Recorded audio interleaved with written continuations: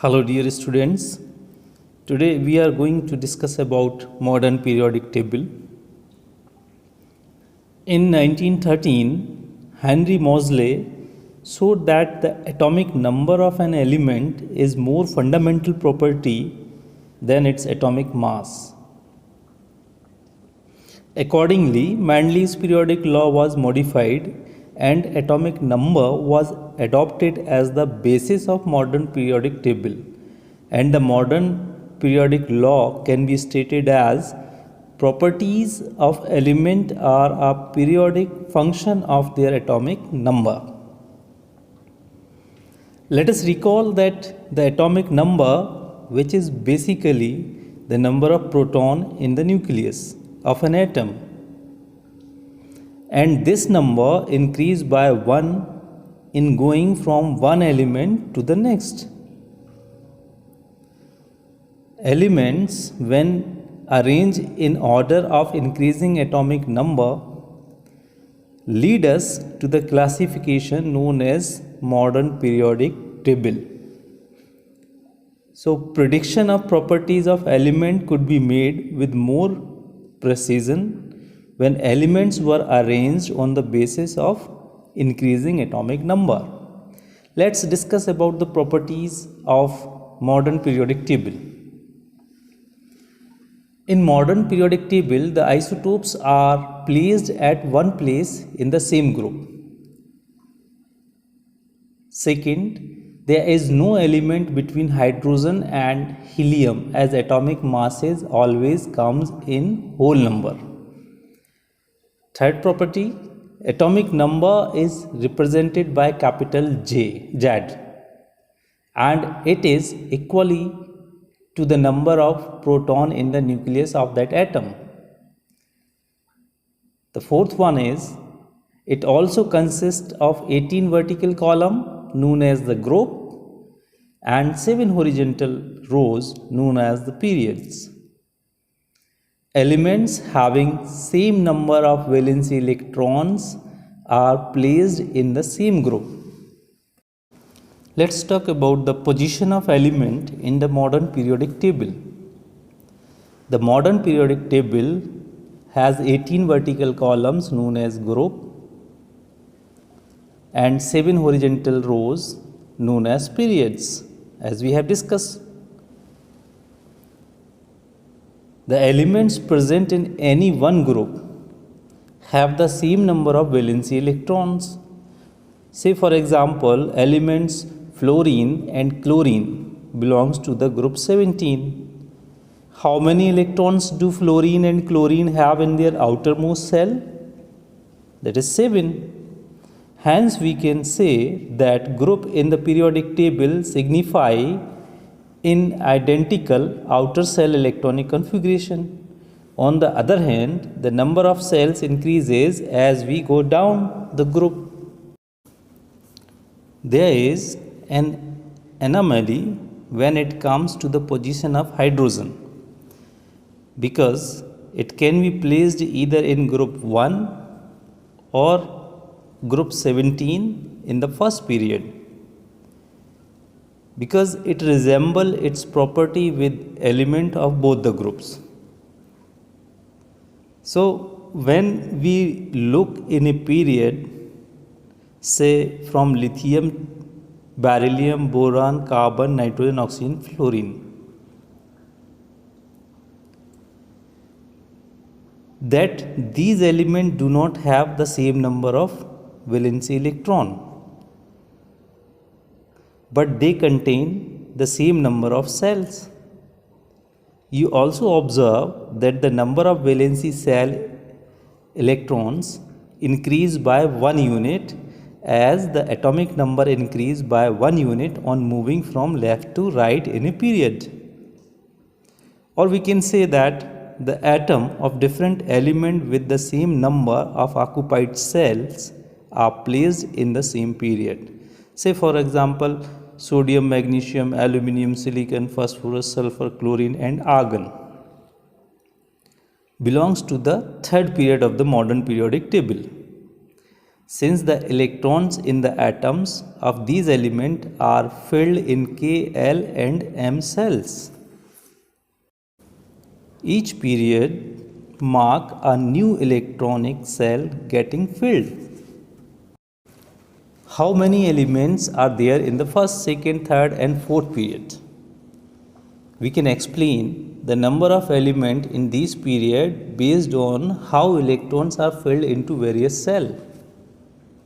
Recall that the maximum number of electrons that can be accommodated in a cell depend on the formula, that is 2n square, where n is the number of the given cell from the nucleus. Say for example, if we talk about K cell, where n equal to 1. So the number of electron in K cell will be 2. If we put n equal to 1, then the maximum number of electron will be 2. Hence the first period has only 2 elements. If we talk about L cell, where the n, small n equal to 2. If we put 2 in 2n square, then we will get 8. So hence the second period has 8 elements. Similarly, in the third period, that M cell, where the n equal to 3, and when we put n equal to 3 into the 2n square, we will get 18. But in the third period, you will get 8 elements only, because the outermost cell can have only 8 electrons. So the third period also have only 8 elements. The position of an element in the periodic table tell us about its chemical reactivity. The valency electron determine the kind and the number of bonds formed by an element. So if we wish to conclude the properties of modern periodic table, we can say the first, as we go down in a group, the number of cell increase. Second, elements having same number of occupied cell are placed in same period. Third, each period has a new electronic cell getting filled. Fourth, number of elements placed in a particular period depend on the point how electrons are filled into various cells. Fifth, to find out the number of electrons in a cell, 2n square formula can be used, where is n equal to the number of cell. For K cells, the maximum number of electron 2. For L cell, the maximum number of electron is 8. And the last one is valency electron also determine the number of bonds which is formed by an element. Let's talk about noble gases, which is the 18th group element.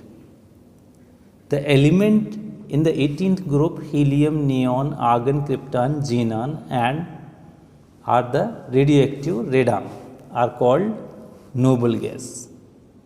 They are all odorless, colorless and monoatomic gases with very low chemical reactivity. Since their valency cell is considered to be full, they have little tendency to participate in chemical reaction. So when discovered and identified, scientists thought they are exceedingly rare as well as chemically inert, and therefore these gases were also given the name rare or inert gases. In these gases you will find the number of valency electron is 8. So let's discuss about the trends in the modern periodic table. First of all, if we talk about valency, as you know, the valency of an element is determined by the number of valency electron present in the outermost cell of its atom. So this is totally depend on the number of valency electron. Let's talk about atomic size. The term atomic size refers to the radius of an atom.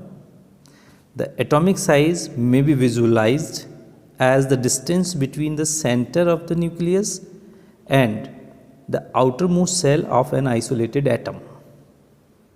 The atomic radius of hydrogen atom is 37 picometer. See, as we move from left to right in a period, number of electrons increases, but number of cell remain constant. Therefore, the atomic radius decreases in moving from left to right along a period. This is due to an increase in nuclear charge which tend to pull the electrons closer to the nucleus and reduce the size of the atom. On the other hand, as we move top to bottom in a group, number of cells increases, therefore the atomic size increases down the group. This is because new cells are being added as we go down the group. This increases the distance between the outermost electrons and the nucleus, so that the atomic size increases in spite of the increase in nuclear charge. Let's talk about metallic and non-metallic property. As we can see, the metals like sodium and magnesium are toward the left hand side of the periodic table, while the non-metals like sulfur and chlorine are found on the right hand side. In the middle, we have silicon, which is classified as a semi-metal, or we can say metalloid, because it exhibits some property of both metal and non-metals. In the modern periodic table, a zigzag line separates metals from non-metals. So the borderline elements are boron, silicon, germanium, arsenic, antimony, tellurium and polonium. They are intermediate in property and are called metalloids or semi-metals. As we have discussed in chapter number 3, metals tend to lose electron while forming bonds. That is why they are electropositive in nature, right? As the effective nuclear charge acting on the valency cell electrons increases across a period, so the tendency to lose the electron will decrease. And if we talk about down the group, the effective nuclear charge experienced by valency electron is decreasing because the outermost electrons are farther away from the nucleus. Therefore, these can be lost easily. Hence, metallic character decreases across a period and increases down the group. Non-metals, on the other hand, are electronegative. They tend to form bonds by gaining electrons. Let's talk about ionization energy. Ionization energy is the energy required to remove an electron from an isolated gaseous atom. So, ionization energy increases as we move left to right in a period. This is due to increase in a nuclear charge as we move left to right in a period. But down in a group, ionization energy decreases due to decrease in nuclear charge. But there are some exceptional cases. Let's talk about basic character of oxides. Basic character of oxides increases down the group as the atomic radius increase and ionization energy decrease. This is due to increase in a metallic character or electropositivity of element. And acidic character of oxides decreases as non-metallic character of element decreases from top to bottom. So here you can see trends in the periodic table in the shortcut. They have been shown by the arrow, like atomic radius